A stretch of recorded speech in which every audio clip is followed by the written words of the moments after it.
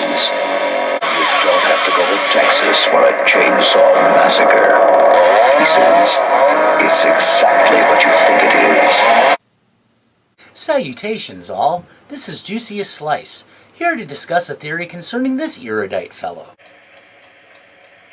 One Dean Foley. I know, looks a little priggish and scholarly to be a brutal killer. I wouldn't bet on anyone's chances against the Dean. Still waters run deep, you know. But I assure you, for all his upper echelon qualities, he's as sick and twisted as a low-income misanthrope like Frank Zito from Maniac. And has enough blood on his hands to paint a fleet of Cadillacs. Dean Foley, as it turns out, is the mysterious and rather sadistic killer in Pieces, a whodunit slasher from 1982 with shaky psychological motivations, but so many thrills you hardly notice. Well, I'm sincerely glad to hear that, for all our sakes. A Spanish production, the film has some weird quirks, tics, and acting choices that make it a unique watch, quite different from the American slashers of the time. But don't think for a second it isn't set in America. This background map of the United States makes that perfectly clear. No, I don't want to speculate about filming locations. It's not like it was mostly shot in Valencia, Spain or anything. Also, I'd rather not discuss this situation. I'll just say the Cenobites are far more vain than you might think, and insulting their appearance is not wise. I suppose luckily for me, a bit of a freak myself, I weirded them out enough that they cast me out of the labyrinth before they got around to tearing me apart. They said something about me being too handsy and too familiar for having just met, and oh, I'm exiled for all eternity. Such histrionics. But back to the merits of Pieces.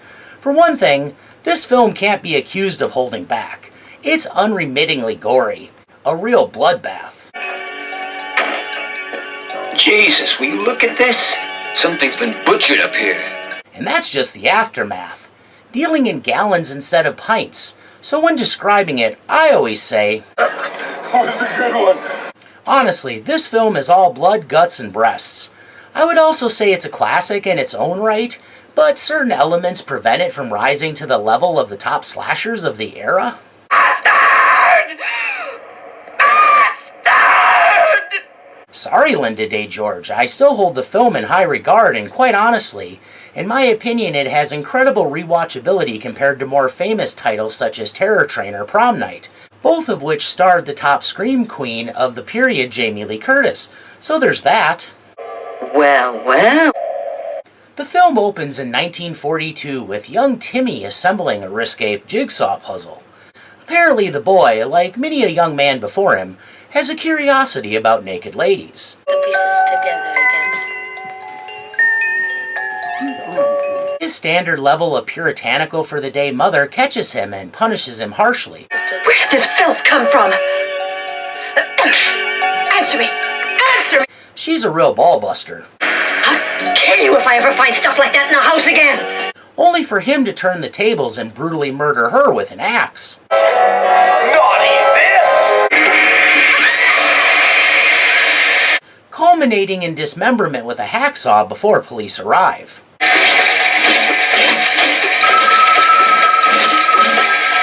Ballbuster or not, methinks a bit of an extreme overreaction. Timmy hides in the closet and is never suspected of being the killer, smartly painting himself as a survivor and diverting suspicion. Big man, Mommy! Oh, Timmy! Where's Mommy? Take it easy, kid. You're safe now. The story then jumps 40 years to a Boston college campus, where a man dressed all in black unboxes quite the cachet of items from the long-ago crime, including bloody clothes, a photo of Timmy's mother, and the blood-splattered jigsaw puzzle.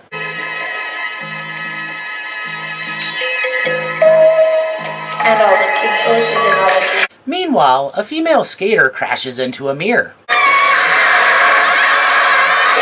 An unfortunate accident. Along with cross-cutting to an element preceding the long-ago murder. And this seems to indicate some spurious connection and perhaps a shattering of the mysterious man's psyche. This is obviously adult Timmy, and of course he begins assembling the puzzle. It's also obvious he has a plan. I don't know if the film wants us to think this is someone other than Timmy, perhaps a criminology student, but it raises so many questions as to how 40-year-old cold case evidence was released, but I'll get to that soon enough. Shortly thereafter, a young woman is studying outdoors in broad daylight as the groundskeeper trims some bushes, when a figure sidles up to her and casually uses a chainsaw to foist her head. You know, the way you would if you were a crazy person. This begins a series of vicious chainsaw murders, each brazen kill culminating in Chainsaw Charlie, as he's dubbed, absconding with another body part. From there, he stubbornly misunderstands the term bodybuilding as he crudely stitches the pieces together. One of the kills in some ways comes across as particularly ludicrous, since a co-ed watches as the killer joins her on the elevator and is obviously strapping a chainsaw.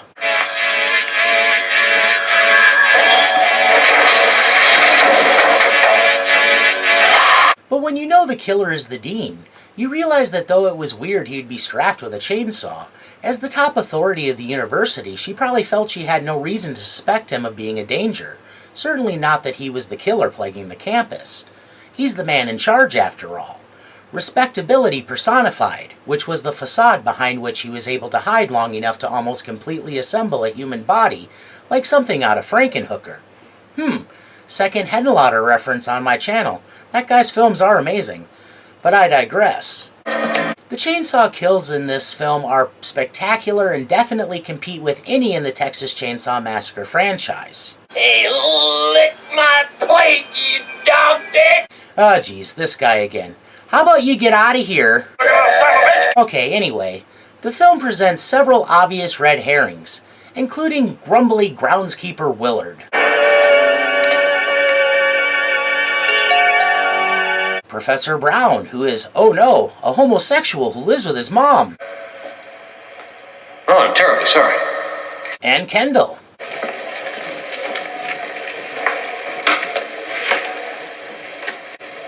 A student who is used by the killer to lure a victim.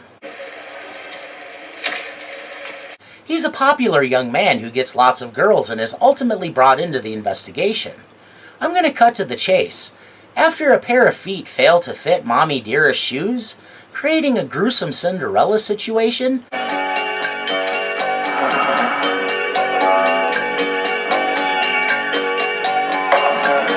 the dean is revealed when, to fulfill his desires, he takes his brazenness a step too far. Linda Day George's tennis pro turned investigator character, Mary Riggs, meets with him privately. He gets a good enough look at her feet to size them up, and she makes the mistake of revealing they may need to get a warrant to search the whole campus to ferret out the killer.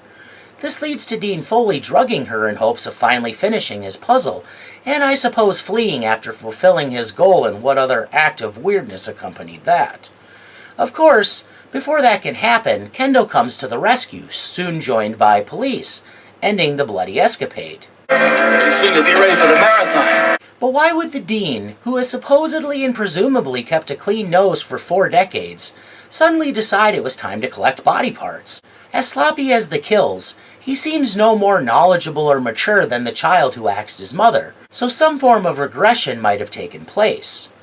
Without the innocent appearance of a child to exploit, even if he had been able to maintain control, it seems unlikely he would have been able to get away with murder this time around, even though from his prestigious position, he was able to for a time steer the investigation away from himself. Think what would happen to the university if this were leaked to the media.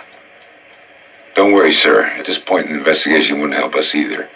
This becomes especially true when he's basically undone by his desire. There was presumably enough time to relocate his macabre art piece before any warrant could be obtained. No, he was seeking completion at any cost. Moving the body would have required also smuggling the final piece off campus. That would have pushed the time frame, and he couldn't have that. His compulsion was too great. Mary's feet fit, so he went ahead despite the risk. I only ask one thing, that you keep all this as quiet as possible. Actually, the answer is given in the film here. Something I eat. Bad chop suey. So long. Take it easy. It's clear to me the dean got a bad batch of chop suey, and it drove him over the edge. Based on that clip, it was going around. The dean had no choice other than to dismember bodies. You'd better keep working. Okay, blaming Chop Suey is probably insensitive and for sure erroneous, but may actually be less fanciful than my actual theories. We're just out buying clothes without labels and trying them on for size. To me, it all begins and ends with the result of repression, and I think the greatest insight we get comes with what has to be the weirdest part of this movie, the swerve at the end, the part that many have accused of making no sense, and for good reason. This could take a while to go through. After the dean is foiled, one of the investigators inadvertently exposes the pieced-together body to Kendall's absolute horror.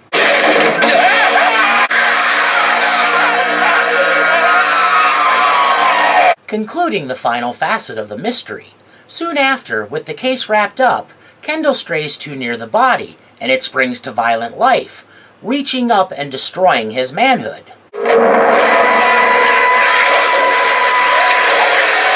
For lack of explanation, this bizarre happening is right up there with the ending of Deadly Friend.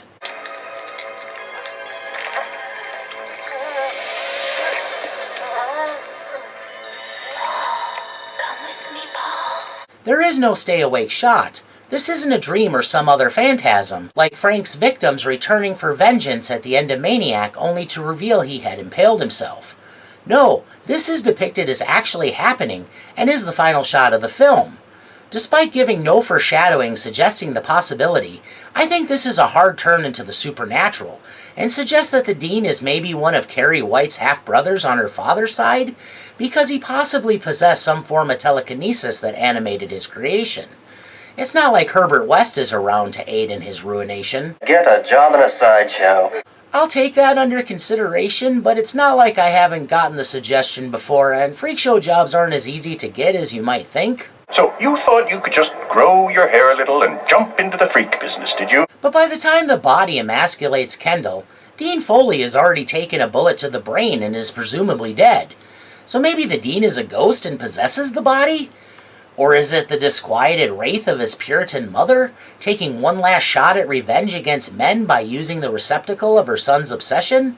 I suppose all guesses are dubious at best, and at this point I suspect I've already given it far more thought than anyone involved with the production. Something fishy. Why would the assembled body target Kendall, though, and decimate his manhood? No matter what, I would say the attack is the manifestation of the dean's fury at those, getting some. The hot-to-trot youth taking advantage of their college experience to have some fun and get some bedpost notches. This is a guy other students call Casanova. Casanova! Not always derisively, and who is so sure of himself, right after coming from being in bed with one girl, takes a shot at Mary. Aren't you making coffee?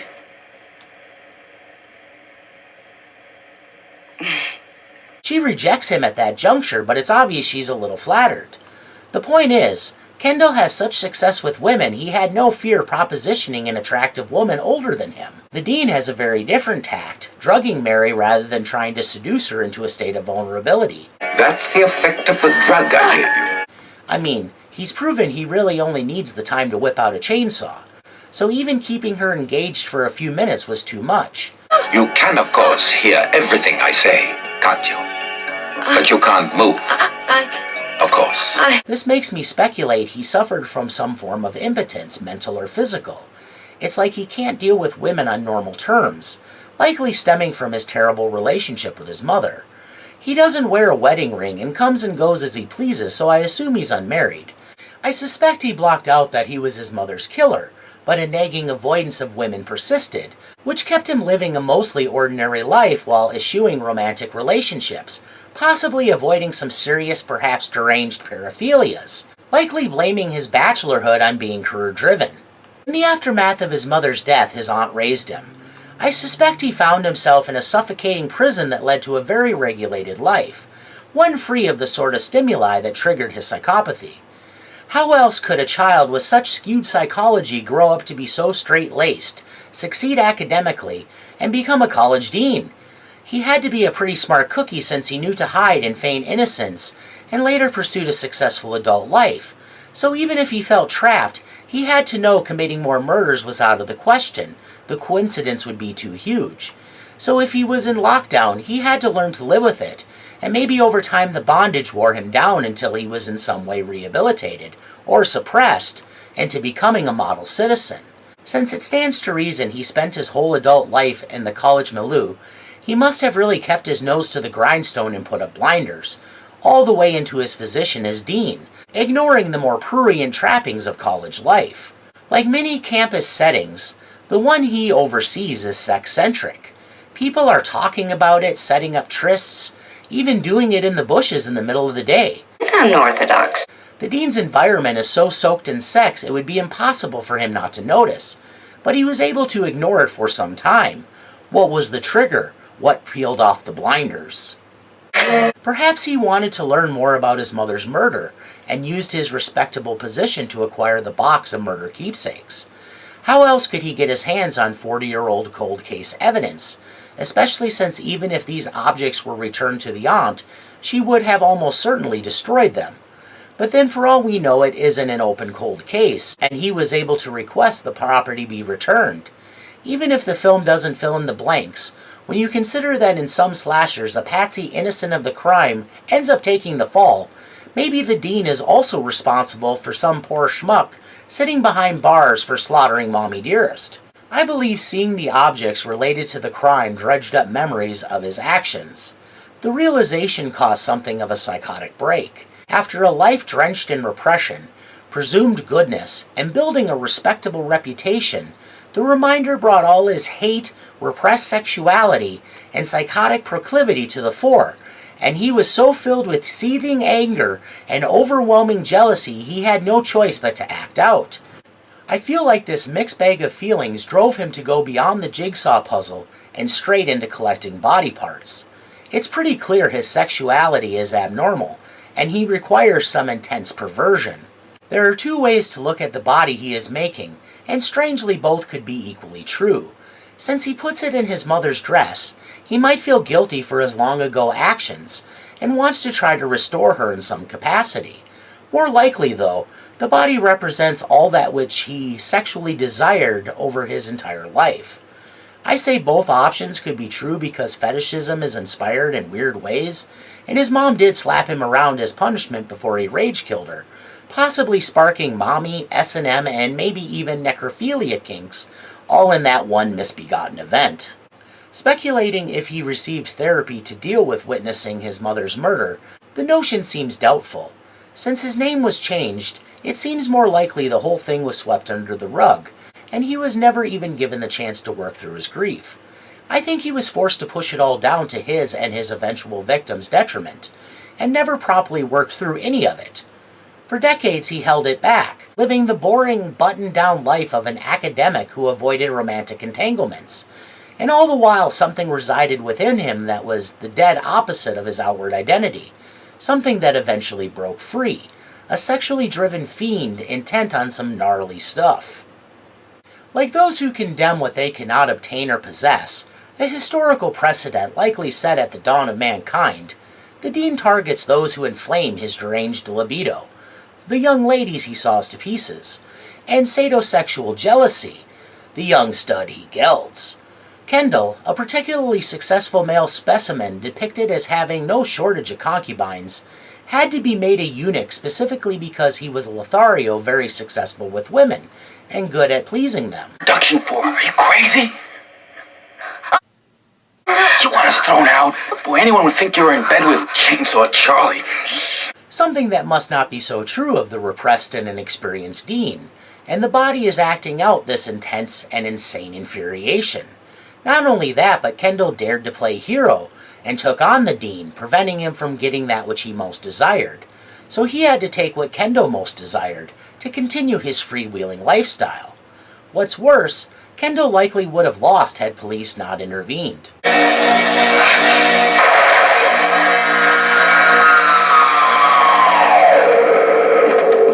So that alone adds to the desire for revenge. Does any of this really make any sense? Maybe not so much, but it doesn't matter. This flick is a wild free-for-all and sort of defies explanation. If you like a kooky bloodfest loaded with gratuitous nudity, I highly recommend It's an experience and available on Tubi as of October 2022. And if you feel so inclined, check out your friendly neighborhood Uncle Pete's episode of Nails in the Coffin and the Horror Geeks episode of Sick Flicks. There can never be enough pieces content. This rigged. I must say that was quite an impressive performance. So that about wraps it up. If you've made it this far, thank you for humoring my ramblings. Please share any refutations, opinions, accusations, japes, or other ideas in the comments below. And please join me next time when I discuss what I consider a weird film, the flick that kicked off the jungle cannibal subgenre, Umberto Lenzi's Man from Deep River. And just remember, unless you're in lumberjack country, never trust a man with a chainsaw casually strapped to his back. Bye now. I suppose I'm so used to bodies, dead ones, that is. I'm afraid I'm callous.